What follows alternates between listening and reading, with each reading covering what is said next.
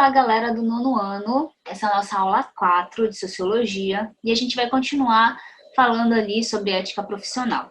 Hoje a gente vai discutir um pouquinho, refletir um pouquinho, na verdade, sobre o que é permitido, né, e o que seria considerado antiético no exercício de uma função. Tanto para um funcionário, né, qualquer, não vamos falar de um funcionário específico, né, mas de um funcionário de uma maneira geral, tá? Quanto para a empresa, né? E se a empresa que você trabalha pede para você fazer alguma coisa ilícita, né? E aí, será que vale, né? Como que faz? Então, é justamente sobre isso que a gente vai refletir. É uma aula bem simples, bem objetiva, tá? Então, presta atenção. Tem o texto que você vai seguir, que é o texto que está lá na página 42, tá? Inclusive, eu vou te pedir para abrir o teu livro lá, certo? Página 42 e 43, e o título é um título bastante interessante, né? Já começa questionando a gente. E aí, é permitido ou é antiético?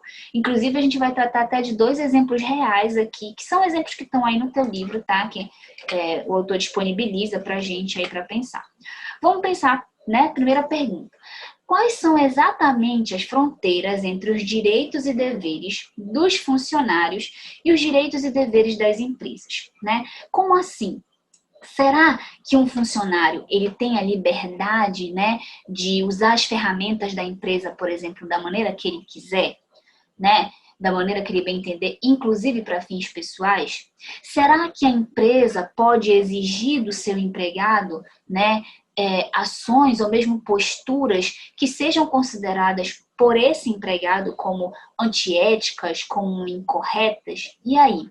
Aonde que a gente vai ter esse limite, né? Se de repente a empresa onde você trabalha pedisse para você fazer alguma coisa ilícita, será que você ia, né, cumprir, né, sem duvidar, né? Então, e aí, qual é o limite entre o que é permitido e entre o que é antiético, tá? É justamente sobre isso que a gente vai refletir, tá bom? Vamos pensar em 2 casos reais, tá? Primeiro, o caso do escândalo do Mensalão, que inclusive é um que está aí, é um dos exemplos que está citado no teu livro, tá? Esse aí é o Marcos Valério, tá? E ele foi tipo assim, o cara, né, que denunciou, e ele não foi exatamente que denunciou, mas foi baseado no depoimento dele, né, que se viu que se tinha esse escândalo aí todo, né, de corrupção ali, de pagamento de propina para políticos, né, para que eles aprovassem ou não aprovassem coisas que o governo queria, enfim, tá? Então, nesse caso aí, né, se você fosse esse camaradinha carequinha aí, e o teu patrão, né, a pessoa ali que paga o teu salário no teu emprego, pedisse para você fazer alguma coisa, né, você cumpriria as ordens, você sem pestanejar, né, assim, sem pensar, será que isso aqui tá certo, né? Será que isso aqui não vai de repente virar, né, uma bola de neve, vai acabar me envolvendo em algum esquema ilícito? E aí, certo? Qual seria a sua reação, de repente, se a empresa em que você trabalha, né, entrasse na sua caixa de e-mails, né? É o outro caso que a gente vai ver daqui a pouco. Então, assim, você tem determinados valores éticos, né, nas relações profissionais, eles estão sempre ali no centro de alguma polêmica. Nesse caso aqui, né, é um caso em que você tem a empresa, né, ou quem está acima dessa pessoa, né, exigindo, pedindo ou dando uma função para esse funcionário, né, que não está ali, né, dentro das suas funções legais, tá? Mas que vai favorecer a empresa de alguma forma, só que é algo ilícito, né? E aí, o que seria o correto, né? O que seria o correto fazer? Desculpa. Tá? Será que ele deveria ter se recusado? Aí você pode pensar assim, mas aí ele ia perder o emprego, né? E muita gente, às vezes, acaba se submetendo a determinadas coisas nas empresas onde trabalha, justamente por medo de perder ali o emprego, né? Perder a sua renda familiar, tá? Mas aí, quando você fala de ética, né? Você tem uma série de coisas para pensar além disso. Outro caso também que o teu livro cita, né, e esse ele dá um pouco mais de profundidade, foi um caso que aconteceu nesse banco, né, no HSBC Seguros, tá? Em que o empregado, ele acusou, né, que invadiram o seu e-mail, o e-mail da empresa, né? Porque assim, nesse caso, o que aconteceu? A empresa ela tinha um e-mail corporativo, tá tentando lembrar o nome, tá? Um e-mail corporativo que é aquele e-mail que a empresa cria para o empregado, tá? Que em tese é um e-mail, né? Uma caixa de e-mail que é para o empregado ali, o funcionário, tratar apenas de coisas relativas à empresa. Muito bem, acontece que este funcionário tinha ali, né, imagens pornográficas no seu e-mail corporativo. E alguém, né, não se sabe quem, alguém invadiu o e-mail corporativo dele, achou, né, essas fotos pornográficas e enviou este e-mail para outros funcionários, né? Então ali ficou exposto para todo mundo, né, que o fulaninho lá, né, o funcionário tinha, né, essas imagens, né, no seu, ali dentro do seu e-mail corporativo, tá? Então, ele foi acusado, né, de repassar mensagens indiscretas aos colegas e ele acabou sendo demitido e isso deu um maior bafafá na justiça, tá? Por quê? Como ele foi acusado, né, ele foi demitido por justa causa e pessoa que é demitida por justa causa, ela perde uma série de direitos. E aí ele entrou na justiça e ele ganhou em primeira instância, né? Ou seja, o primeiro juiz que julgou deu ganho de causa para ele. Só que ele perdeu em segunda instância, né? Porque a empresa recorreu, né? Então foi para um outro juiz, tá? Esse juiz da segunda instância ele negou, né? A vitória desse funcionário e quando foi para o Supremo Tribunal Federal, que seria, né, a instância máxima, o Supremo Tribunal Federal também recusou e deu ganho de causa para a empresa. Né? Por quê? Porque no entendimento desses juízes, né, que deram parecer favorável à empresa, o correio eletrônico, ou seja, o e-mail ali corporativo, ele é uma ferramenta de trabalho, né? E aí, como tal, ele não deve ser usado para fins pessoais. Então, aquele e-mail não deveria estar ali, né? Aquelas imagens não deveriam estar ali.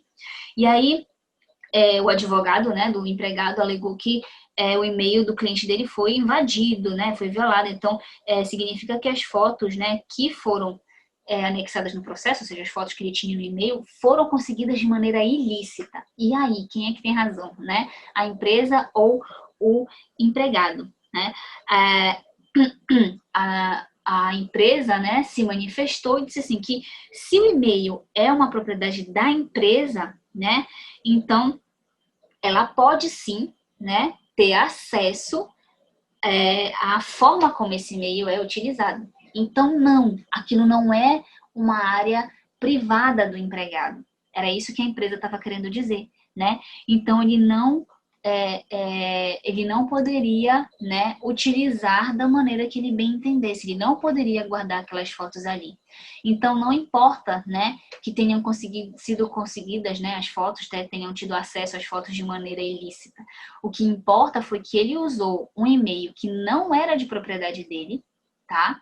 Era de propriedade da empresa para fins pessoais, né? E isso acabou prejudicando ele, tanto que o Supremo Tribunal Federal decidiu, né, a favor da empresa, deu um parecer favorável à empresa e não ao empregado. Então isso é uma discussão que gera realmente muito debate, né? Muita conversa, né? Será que a empresa tinha esse direito? Não tinha, né? Isso é uma coisa que a gente pode pensar e até discutir nas próximas aulas presenciais, né, ao vivo que a gente tiver, porque realmente é algo que fomenta, né? No primeiro caso aqui, né, do mensalão, poxa, será que esse cara não tinha a opção de simplesmente dizer não e cair fora, né? Se viu envolto num esquema de corrupção enorme, né? E foi preso no fim das contas porque fez aquilo, né? Que lhe mandaram dentro da empresa e acabou, né, fadado a ser preso, tá? No caso aqui da empresa com o empregado, né, a empresa ganhou a causa na justiça, porque ficou provado que o e-mail é corporativo. Se é e-mail corporativo, significa que o e-mail é da empresa e não da pessoa, né? Então, quem usou de maneira equivocada foi o empregado, não o inverso, tá? Aqui a gente tem, só para a gente ter uma ideia de quanto essa discussão sobre ética e coisa é realmente complicada, né?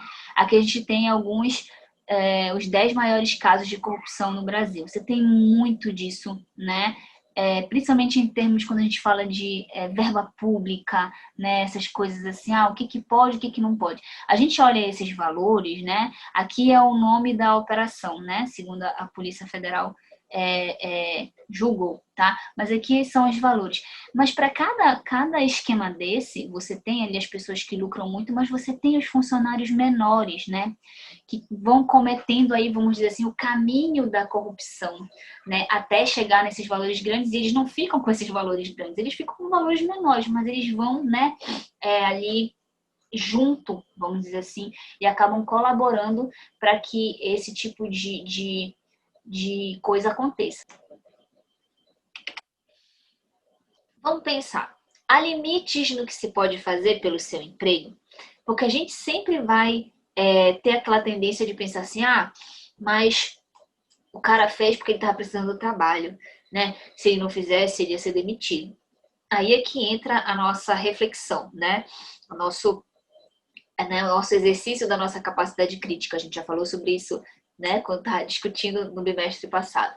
Tá? Será que tem limites, né? No que a gente pode fazer pelo emprego? Então, nesse caso, né? Esse aí é um assunto que realmente ele não depende só das normas e das leis trabalhistas. Né? Nós já falamos sobre a diferença entre leis trabalhistas e os códigos de ética. E essa é uma questão que não está só nas normas e nas leis. Tá? Até porque você tem coisas que são muito bem delimitadas nas leis trabalhistas, mas tem outras que não, né? Tem outras que, na verdade, é a prática que vai dizer se é correto ou não, né? O dia a dia ali, o cotidiano. Então, nesse caso, envolve ética, né? E a ética, ela é um valor que ela é universal, né? Só que individualmente ela acaba ficando também sujeita a interpretações subjetivas. Como assim, né? Às vezes, posturas que são antiéticas para algumas pessoas, tem outras que não vão considerar tão reprováveis assim, né? Então, numa empresa, por exemplo, o empregado ele pode achar que é antiético ele falar do trabalho do amigo dele, né? Falar do trabalho do colega dele, tá? Que ele não terminou o trabalho, por exemplo, né? Tô te dando um exemplo. Mas para outros isso pode não ser antiético, né? Ele pode simplesmente chegar lá com o patrão e dizer assim, olha, fulano não terminou o trabalho dele, né? E na cabeça dele isso não é reprovável. Então, assim, a ética ela é um valor universal? É. Mas ela também está sujeita a interpretações subjetivas. Então, às vezes, não é que cada